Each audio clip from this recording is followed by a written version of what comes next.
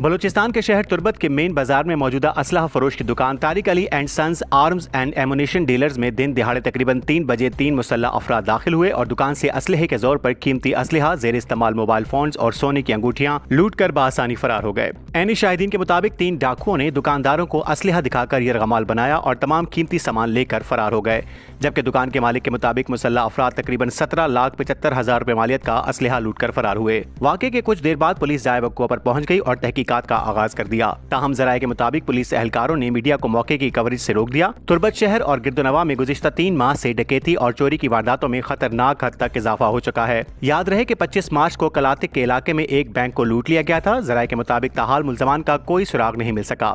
इसके अलावा तुर्बत बाजार में भी एक बड़ी वारदात में दिन दिहाड़े दोपहर को हबीब बैंक से मुसल्लह अफराद ने असलहे के जोर पर 2 करोड़ 52 लाख रुपए लूट लिए थे। इस वारदात में भी पुलिस अब तक किसी मुल्जिम को गिरफ्तार करने में नाकाम रही है। शहरियों का कहना है कि पिछले 3 महीनों से न सिर्फ दुकानों में चोरियां और डकैतियां बढ़ गई हैं, बल्कि आम शहरियों के मोटरसाइकिल भी छीने और चोरी किए जा रहे हैं, जिससे अवाम में शदीद खौफ व हिरास पाया जाता है।